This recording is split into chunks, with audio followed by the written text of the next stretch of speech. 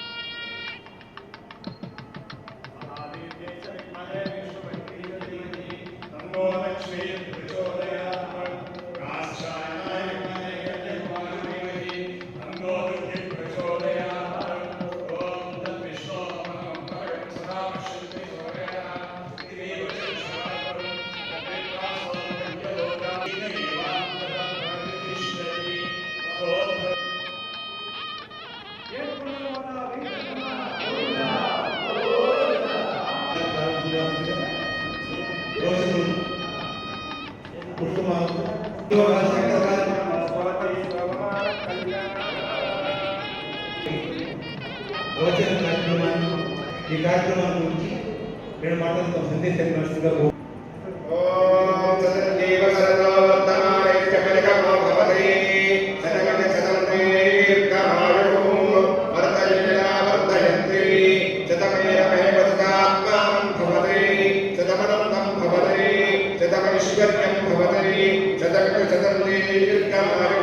శ్రీ ప్రసన్న చెన్నకేశవ స్వామి యొక్క పరిపూర్ణ అనుగ్రహ, కాశీ విశ్వేశ్వర పరిపూర్ణ అనుగ్రహ సిద్ధిరస్తు. 10 సంవత్సరాలుగా నిరాటంకంగా కొనసాగింపు చేస్తున్న శక్తినిచ్చిన భగవంతుడికి మా కుటుంబ సభ్యులందరి తరఫున కృతజ్ఞతలు, ధన్యవాదాలు తెలియజేసుకుంటూ దేవస్థానం వారి సహకారం అందిస్తే ప్రతి సంవత్సరం ఇలాగే ఈ కార్యక్రమాన్ని కొనసాగిస్తామని, దానికి ఆ శక్తి దేవుడు ఇవ్వాలని కోరుకుంటున్నాము. ఇది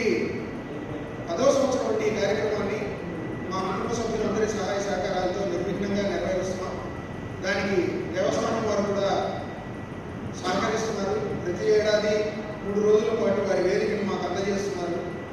దానికి వారికి మరొకసారి ధన్యవాదాలు తెలియజేస్తూ, మనం అష్టాదశ శక్తి పీఠాల గురించి తెలుసుకోవాలంటే ముందుగా దక్ష యజ్ఞం గురించి తెలుసుకోవాలి. ఆ దక్ష యజ్ఞమే ఈ అష్టాదశ శక్తి పీఠాలకి మూలమైనటువంటి కారణం. దక్షుడు ఒక యజ్ఞం చేయాలని చెప్పి సంకల్పించడం, ఆ దక్షుడు కూతురైనటువంటి సతీదేవి, ఆ సతీదేవి భర్త అయినటువంటి పరమేశ్వరుణ్ణి ఆహ్వానించకుండా ఏదైతే యజ్ఞం ఫలాన్ని స్వీకరించాల్సినటువంటి వాడు పరమేశ్వరుడైతే అటువంటి పరమేశ్వరుణ్ణి ఆహ్వానించకుండా మా విష్ణువుని బ్రహ్మని మాత్రమే, దేవతల్ని మాత్రమే ఆహ్వానించి పరమేశ్వరుని ఆహ్వానించకుండా దక్ష యజ్ఞాన్ని ప్రారంభించడం జరుగుతుంది. అంటే పరమేశ్వరుడి మీద ఉన్నటువంటి వ్యతిరేకతతోటి, సాక్షాత్తు ఆయనకి అల్లుడైనప్పటికీ ఆయన మీద ఉన్నటువంటి వ్యతిరేకమైనటువంటి భావనతోటి పరమేశ్వరుడిని కూడా ఆహ్వానించకుండా నిరీశ్వర యాగానికి తలపెట్టడం జరుగుతుంది. ఈ విషయాన్ని, ఈ నిరీశ్వర యాగం జరుగుతున్నటువంటి విషయాన్ని సాక్షాత్తు నారదుడు వెళ్ళి ఆ సతీదేవికి చెబుతాడు. అమ్మా, నీ పుట్టింట్లో ఒక యాగం జరుగుతుంది, మిమ్మల్ని పిలవకుండా, అల్లుడు గారిని ఆహ్వానించకుండా, కూతురైనటువంటి నిన్ను కూడా పిలవకుండా మీ నాన్నగారు దక్షుడు యాగాన్ని చేస్తున్నాడు అని ఆమెకి చెప్పి ఆయన వెళ్ళిపోతాడు. అంటే మనం ఏమనుకుంటాం, నారదుడు అంటే ఎప్పుడూ ఏదో ఒక అగ్గిపుల్ల స్వామి అని అనుకుంటాం, ఏదో ఒక కలహాలను సృష్టిస్తాడనుకుంటాం. కానీ ఆయన చెప్పినటువంటి కార్యక్రమం లోక కళ్యాణం కోసం చేసినటువంటి కార్యక్రమంగా వెళ్ళి సతీదేవికి చెప్తాడు. సతీదేవి చెప్తే, నా ఇంట్లో దక్షుడు యజ్ఞం చేస్తున్నాడా లోక కళ్యాణం కోసం, అటువంటిది నా తండ్రి నన్ను ఆహ్వానించలేదు, మా ఆయన అయినటువంటి పరమేశ్వరుని కూడా ఆహ్వానించలేదు అన్నటువంటి ఉద్దేశంతో ఆమె నేరుగా పరమేశ్వరుడి దగ్గరికి వచ్చి, పరమేశ్వర, నేను మా నాన్నగారు ఇంట్లో యాగం చేస్తున్నాడు, లోక కళ్యాణం కోసం చేస్తున్నాడు, మీరు కూడా వస్తే ఇద్దరం వెళ్దాం అన్నాడు. పరమేశ్వరుడు ఒక అద్భుతమైనటువంటి మాట చెప్పాడు. పిలవని పేరంటానికి వెళ్ళకూడదు, అది మామగారిళ్ళైనా సరే పుట్టిళ్ళైనా సరే పిలవని పేరంటానికి వెళ్ళకూడదు, నువ్వు కూడా వెళ్ళవద్దు అన్నాడు. వెళ్ళవద్దు అని చెప్తే పార్వతీదేవి, ఆమె సతీదేవి వెళ్ళలేదు. నా పుట్టింట్లో జరిగేటటువంటి కార్యక్రమానికి నన్ను పిలవాల్సినటువంటి అవసరం లేదు, నిన్ను అల్లుడుగా మిమ్మల్ని పిలవలేదు కాబట్టి మీరు రాకపోవచ్చు, నా పుట్టింటికి వెళ్ళడానికి నాకు ఎవరితోటి పర్మిషన్ పిలవాల్సినటువంటి అవసరం లేదు, నేను వెళతాను అని. అంటే అప్పుడే ప్రారంభమైంది భర్త మాట వినకుండా వెళ్ళటం అని. పార్వతీ సతీదేవి ఆ విధంగా బయలుదేరుతుంటే పరమేశ్వరుడు ఒక హెచ్చరిక చేశాడు. సతీదేవి, పిలవని పేరంటానికి వెళ్ళటం ఆత్మహత్య సదృశ్యం అని ఒక అద్భుతమైనటువంటి మాటను వాడాడు. ఈ మాటే సతీదేవి ఆమె అగ్నికి ఆవుతవటానికి ప్రధానమైనటువంటి కారణమైంది. అందుకని మనవాళ్ళు కూడా ఏమంటారంటే, పెద్దవాళ్ళని ఎప్పుడూ చెడు మాట అనకూడదు అంటారు. ఎందుకంటే మనం అన్నటువంటి మాట తగలొచ్చు. అటువంటి పరమేశ్వరుడు అన్నటువంటి మాట సాక్షాత్తు సతీదేవికే ఆమె అగ్నికి ఆవుతయ్యేటటువంటి సందర్భం కూడా ఏర్పడింది. ఆమె నేరుగా దక్షయజ్ఞం జరిగేటటువంటి దక్షుడు యజ్ఞశాల దగ్గరికి వెళ్ళింది. అంటే వాళ్ళ పుట్టింటికి వెళ్ళింది. పుట్టింటికి వెళ్ళి దక్షుడి దగ్గరికి వెళ్ళింది.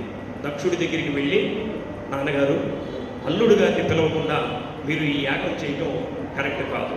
బ్రహ్మ విష్ణు మహేశ్వరుల్లో యజ్ఞ ఫలాన్ని స్వీకరించవలసినటువంటి వాడు సాక్షాత్తు పరమేశ్వరుడు. అటువంటి యజ్ఞ ఫల స్వీకర్త లేకుండా నువ్వు ఏ విధంగా లోక కళ్యాణం యాగం చేస్తావు? ఇది లోక కళ్యాణం జరగదు. పరమేశ్వరుడు అనేటువంటి యాగం నువ్వు కనుక నిర్వహిస్తే ఇది లోక వినాశనానికే ఈ యాగం దారి తీస్తుంది. కాబట్టి ఇప్పటికైనా మునిగిపోయింది ఏం లేదు, యజ్ఞం ప్రారంభ దశలోనే ఉంది కాబట్టి అల్లుడు గారిని సగౌరవంగా ఆహ్వానించు అని పార్వతీ ఆమె సతీదేవి వాళ్ళ నాన్నగారైనటువంటి దక్షుడికి చెప్పింది. అప్పుడు దక్షుడు అహంకారానికి ప్రతిరూపమైనటువంటి వాడు దక్షుడు. దక్షుడు అంటే అహంకారానికి ప్రతిరూపం. అందుకనే ఎవరికైతే అహంకారం ఉంటుందో అహంకారం తలకెక్కకూడదు అంటారు పెద్దలు. అహంకారం ఉండొచ్చు, అహంకారం తలకి ఎక్కకూడదు అంటారు. అహంకారం ఎప్పుడైతే తలకి ఎక్కుతుందో అప్పుడు పరమేశ్వరుడు ఆ తలని తీసేస్తాడు. అందుకనే దక్షుడు యొక్క తలని కూడా తీసేయడం జరిగింది. ఆ దక్షుడు అన్నాడు, మీ ఆయన పెద్ద గొప్పవాడు అనుకుంటున్నావా? బ్రహ్మ విష్ణువుతోటి మీ ఆయన సమానమైన వాడు అనుకుంటున్నావా? మీ ఆయన సమానమైనటువంటి వాడు కాదు. బ్రహ్మ విష్ణులే ఈ సృష్టికి ప్రధానమైనటువంటి వాళ్ళు. మీ ఆయనకు అటువంటి హోదా లేదు అని చెప్పి ఆయన పరమేశ్వరుడిని దూషిస్తాడు. ఎలా దూషించాడంటే, కట్టంగ దిక్కులే కాని కొకలు లేవు, మీ ఆయనకి ఈ దిక్కుల్నే వస్త్రంగా ధరిస్తున్నాడు, కానీ ఆయన కట్టుకోవడానికి గుడ్డలే లేవు, ఏనుగు చర్మాన్ని ధరించున్నాడు. అలాంటి వాడిని యాగానికి పిలవమంటావు. కట్టంగా దిక్కులే కాని కోకలు లేవు, పూయంగా గంధము లేదు బూది కాని. మీ ఆయన గంధం ఉందా పూసుకోవడానికి? ఆ విభూతి పూసుకుంటాడేమిటి? ఆ విభూదైనా సుగంధ పరిమళమైనటువంటి విభూది ఏమైనా పూసుకుంటున్నాడంటే చితిలోకి వెళ్ళి ఆ చితిలో ఉన్నటువంటి ఆ భస్మాన్ని తీసుకొచ్చి రాసుకుంటాడు. అటువంటి వాడిని ఈ పెద్దలు ఉన్నటువంటి యాగానికి పిలవమంటావా? కాలకూటమే కాని కంఠమాలిక లేదు. ఆ గరళకంఠుడు అంటాడు, ఇక్కడ చూస్తే నల్లగా ఉంది, అది ఆ కాలకూట విషాన్ని తాగాడు, నల్లగా ఉంది, కానీ అతనికి కంఠ మాలికలు కూడా లేవు. ఆ పాములు ధరిస్తారన్న మీ ఆయన. ఆ పాములు ధరించేవాడిని ఇక్కడికి తీసుకొస్తే వీళ్ళందరూ భయపడరు ఇక్కడ ఉన్నటువంటి వాళ్ళు అని అంటూ, ఫణిగాని తొడగంగ మణులు లేవు. ఏదైనా కంపటి హారాలు వేసుకోవచ్చు కదా, ఆ పాములు ధరించడం ఏమిటి? నలినాకాశమే కాని తల వెంట్రుకలు లేవు, తలకు పువ్వలేవు నిలయ కాని. ఏమన్నా నవరత్న తైలం తీసుకొచ్చి ఏమన్నా ఆ పుట్టు పూసుకుంటాడంటే అది కూడా పూసుకోడు. ఆ చంద్రుడిని తీసుకొని వచ్చి ఆ తల మీద పెట్టుకున్నాడు. తలకు బొవ్వలు లేవు నిలయ కాని, కుడువ కంచము లేదు వెడద పుంకయ్య కాని. తినటానికి కంచం కూడా లేదు మీ ఆయనకి. ఆ పుల్లెను పట్టుకొని తిరుగుతుంటాడు, భవతి భిక్షాందేహి అని చెప్పి. ఆ సమయం వచ్చినప్పుడు అలాంటి వాడిని అసలు నీకు ఇచ్చి పెళ్లి చేయడమే దండగా. నాకు వివాహం చేసిన తర్వాత తెలిసింది ఈయన పెద్ద గురుడని. ఇప్పుడు దాన్ని సరి చేసుకుందామన్నా చేసుకోవాల్సినటువంటి పరిస్థితి లేదు. మీ ఆయన చూసావా దేని మీద వస్తాడో పిలిస్తే ఎక్కంక గుర్రము లేదు ఎద్దుగా అని. ఏదైనా గుర్రం మీదన్నా వస్తాడా? మా అల్లుడు గారు మంచి ఆ రాయల్ ఎన్ఫీల్డ్ మీద వచ్చాడని చెప్పుకోవడానికి ఆ ఎత్తు మీద వస్తాడు. అటువంటి వాడిని నేను ఈ పెద్ద యాగానికి పిలిచి వీళ్ళందరి మధ్యలో కూర్చోబెట్టమంటావా? మూడు మూర్తులందు ముగినెవ్వడుగాడు, జాతి లేదు పుట్ట జాడ లేదు, పరమటుంటిగాడు బ్రహ్మాదులెరుగరు, తిరుగు జోగిదగునే దేవుడనగా. మీ ఆయన దేవుడు అంటావా? అసలు ఎప్పుడు పుట్టాడో ఎవరికి పుట్టాడో తెలుసా? అసలు చరిత్ర ఉందా? మీ ఆయన పుట్టినటువంటి డేట్ ఆఫ్ బర్త్ ఉందా? ఎవరికి పుట్టారో తెలుసా అని ఒక్క ఒంటరిగానే తిరుగుతుంటాడు. ఎవ్వరు ఈయనకి తోడు కూడా లేరు. ఎక్కడ ఉంటాడు ఈయన? శ్మశానంలో ఉంటాడు. ఈయనతోటి పాటు ఎవరు ఉంటారు? ఫ్రెండ్స్. అక్కడ ఉంటే భూత ప్రేత పిశాచాలు ఉంటాయి తప్పితే మీ ఆయనకి ఫ్రెండ్స్ కూడా లేరు. అటువంటి వాడు ఆయన్ని పిలవమని చెప్పి నువ్వు నాకు చెప్పడం, నేను ఆయన్ని పిలవటం, ఆయన పిలిచేటటువంటి ప్రసక్తి లేదు. అసలు నిన్ను కూడా ఎవరు పిలిచారు? అసలు నిన్ను కూడా ఎవరు పిలిచారు అంటే అప్పుడు పార్వతీదేవి సతీదేవికి కోపం వచ్చింది. కోపం వచ్చి శివుడిని నిందించడమే కాదు, శివుడు నిందించినటువంటి మాటలు వినడం కూడా పరమ పాపం. ఆ పాపానికి నేను ఒడిగట్టాను ఈరోజు. అసలు నేను ఇక్కడికి రాకుండా ఉన్నట్లయితే ఇంతమందిలో మా ఆయన గురించి ఇలా మాట్లాడవుగా. నేను రాబట్టి మా ఆయన గురించి నువ్వు ఈ విధమైనటువంటి పరుషమైనటువంటి మాటలు మాట్లాడాను. మా ఆయన గురించి నేను చెడ్డగా వినేటటువంటి దురదృష్టవంతురాలు నేను. అందుకని ఆమె కోపం వచ్చి తండ్రి అన్నటువంటి విషయాన్ని కూడా మర్చిపోయింది. అంటే వివాహమైన తర్వాత భార్యకి పుట్టింటితో కన్నా మెట్టినింటే వాళ్ళకి భాగ్యంగా భావిస్తారు, భర్తనే దైవంగా భావిస్తారని ఆ రోజు సతీదేవి చెప్పినటువంటి మాటలే మనకి నిదర్శనం. ఒక అద్భుతమైనటువంటి మాట చెప్పింది, తండ్రిని కూడా దూషించింది. ఏరా దక్ష యదక్షమాన. తండ్రిని పట్టుకొని ఏరా దక్ష, ఇంతవరకు నాన్నగారు అంది. ఇప్పుడు తన భర్తని దూషించగానే ఆమెకు అంతలామైన కోపం వచ్చేసి ఏరా దక్ష యదక్షమాన వృధా ఈ దోషణంబులేలరా. వృధా ఈ దోషణాలను చేయటం, దీంట్లో ఒక్క దాంట్లో కూడా ఫ్యాక్ట్ లేదు. నీ దోషణలన్నీ ఇవన్నీ దోషణలే. కాబట్టి ఏరా దక్ష యదక్షమాన వృధా ఈ దోషణంబేలరా, ఓరి పాపములెల్లబో విడువరా, యుగ్రాక్షు చేపట్టరా. ఇప్పటికైనా మించిపోయింది నేను, అది తప్పు అయిపోయిందని చెప్పి పరమేశ్వరుడి దగ్గరికి వెళ్ళి పాదాలు పట్టుకొని ఆ ఉగ్రాక్షుణ్ణి క్షమించమని అడుగు. వైరం బొప్పదురా, ఆయనతోటి వైరం పనికిరాదు. ఆయన సంగతి నీకు తెలియదు. నేను ఆయనతో కాపురం చేస్తున్నాను కాబట్టి ఆయన మెంటాలిటీ, ఆయన మనసు ఏందో నాకు తెలుసు. ఆయనతోటి వైరం వద్దు. శివం వలపరా వర్ణింపరా. శివుణ్ణి వలపు, శివుణ్ణి కోరు, ఆయన గురించి వర్ణించు, ఆయన గురించి ఆయన గొప్పతనాన్ని చెప్పు. రాతితో కారతుండగు నీలకంఠు తెగడంగరాదురా దుర్మతి. పరమేశ్వరుణ్ణి నువ్వు దూషిస్తావా? నువ్వు దుర్మతి అని తండ్రిని పట్టుకొని పరమేశ్వరుని గురించి దూషిస్తున్నావు, నువ్వు దుర్మతివి అని ఆయన్ని తండ్రిని పట్టుకొని ఇటువంటి దూషణమైనటువంటి మాటలంది. మా ఆయన ఎద్దుల మీద తిరుగుతుంటాడా? మా ఆయన ఎంత గొప్పవాడో తెలుసా? కలయ నీరేడు లోకముల తొంతలతోడ 14 భువనభాండాల్లో కొలిచేటటువంటి ఏకైకమైనటువంటి దైవం మా ఆయన. ఆయన ఏకస్వమేవ బహుదా భవవాసిలాగా ఆయన అన్ని భువనభాండాల్లో కొలిచేటటువంటి దేవతా స్వరూపంలో పరబ్రహ్మ స్వరూపంగా విహరిస్తున్నటువంటి వాడు నా భర్త. ఆయన ఎద్దు మీద తిరుగుతాడంటావా? మా గొప్ప 3 రూపములతోడ 3 మంత్రములతో 3 కాలములతో బ్రహ్మ విష్ణు మహేశ్వరులకి సమానమైనటువంటి వాడు. ఇంకా ఎక్కువ చెప్పాలంటే వాళ్ళకంటే మించినటువంటి వాడు మా ఆయన, మించినటువంటి వాడు, అటువంటి గొప్పవాడు. యజుర్వేదం, ఋగ్వేదం, సామవేదానికి సారం ఏదైతే ఉందో ఆ సారానికి ప్రతిరూపం మా పరమేశ్వరుడు. ఆ తో కూడిన ఓంకారం ఏదైతే ఉందో ఆ 3 స్వరూపాల ఓంకార స్వరూపుడు నా పరమేశ్వరుడు. భ్రమయించి పుణ్య పాపములతోడ సలిలిత కేచరాచర జంతుకోటితో భూరి తేజములతో బుద్ధితోడ చంద్రనాళాలని జలవాయు గగనాత్మ తరుణలతోడ చిత్రములతోడ. చంద్రుడు, అగ్ని, జలం, వాయువు ఏదైతే పంచభూతాలు ఉన్నాయో ఆ పంచభూతాలను కూడా శాసించగలిగినటువంటి వాడు నా భర్త. కాబట్టి మా ఆయనకి పుట్టుకే లేదంటావా? మా ఆయన అసలు తండ్రి ఎవరో తెలియదంటావా?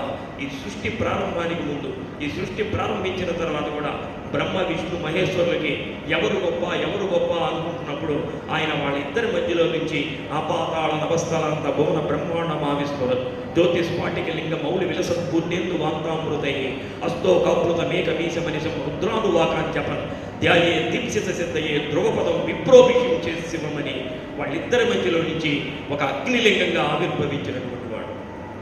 ఆయనకి సంబంధించినటువంటి ఆ ఆది ఎక్కడుంది, అంతం ఎక్కడుందని నువ్వు గొప్పగా చెప్పేటటువంటి బ్రహ్మ విష్ణులే కనుక్కోలేకపోయారు. ఆది అంతాన్ని, నా భర్త ఆది అంతాన్ని కనుక్కోలేకపోయినటువంటి వాళ్ళని తీసుకొచ్చి నువ్వు యజ్ఞాన్ని ఎలా జరిపిస్తావు అని తండ్రిని నిలదీసి ఈ పాపం నేను ఇప్పటి వరకు కూడా మా ఆయన అప్పుడప్పుడు నన్ను మేడవాడుతూ ఉంటాడు. ఏమని?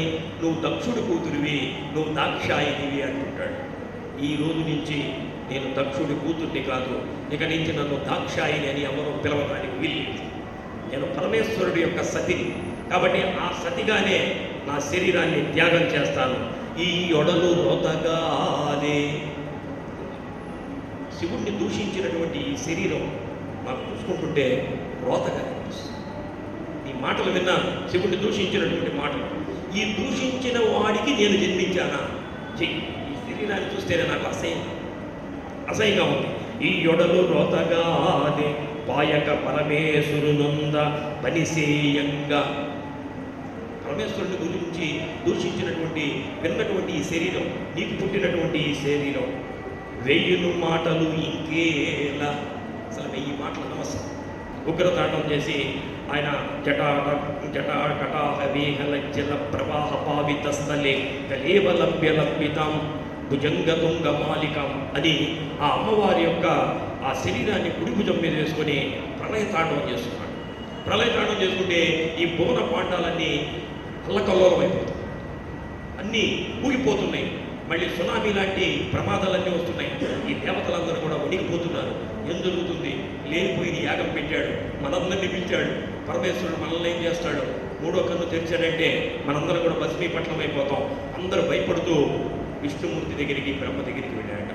చూడు స్వామి, మీరైనా ముందు చెప్పొచ్చు కదా వాడికి పరమేశ్వరుడు లేని యాగం చేయకూడదని అనంటే, దీనికి నేను తరుణోపాయం చెప్తాను. పరమేశ్వరుడి మీద శక్తి ఉన్నంతకాలం ఆయన మనం ఎవడో ఆపలేదు. ఆ శక్తితో కలిసి ఉన్నటువంటి వాడు శివశక్తాయుక్తో ఇది భగవతి శక్త ప్రభవితు నచేదేవం దేవో నకలు స్పందితుమపి అని ఆ పరమేశ్వరుడు ఎప్పుడైతే అమ్మవారు ఆయనకి సగభాగాన్ని ఇచ్చాడో అప్పుడు ఆయనలో శక్తి వస్తుంది. ఆమె నిర్జీవంగా పడున్నా సరే అమ్మవారి శరీరం ఆయన భుజం మీద ఉన్నంతకాలం మనం ఈ ప్రళయాన్ని ఆపలేం. కాబట్టి మా సుదర్శన చక్రంతో ఆయన యొక్క శరీరం, ఆయన భుజం మీద ఉన్నటువంటి ఆ సతీదేవిని ఖండిస్తాం. ఆయన అప్పుడు సుదర్శన చక్రం ఎప్పుడైతే ఆయన వదిలాడో ఆ సతీదేవి యొక్క శరీర భాగం 18 ఖండాలుగా ఖండించబడింది. ఆ 18 భాగాలు ఎక్కడైతే ఖండించబడినవో ఆ ఖండించబడినటువంటి ప్రాంతాలు పడినటువంటి ప్రదేశమే అష్టాదశ శక్తి పీఠాలుగా ఆవిర్భావం చెందింది. ఎందుకంటే శక్తి ఒక రూపంగా ఉంటే ఒక్క రూపంగానే మనం ఆరాధన చేస్తాం. కానీ ఈ భారతదేశం మొత్తం కూడా ఆ వ్యాపించాలన్నటువంటి ఉద్దేశంతో ఆ శక్తి అమ్మవారిని 18 భాగాలు చేశారు. ఆ 18 భాగాలు 18 ప్రదేశాల్లో పడినాయి. ఆ 18 భాగాలే అష్టాదశ శక్తి పీఠాలుగా మనం ఈ రోజు అందరం కూడా కూర్చుకుంటున్నాం. అటువంటి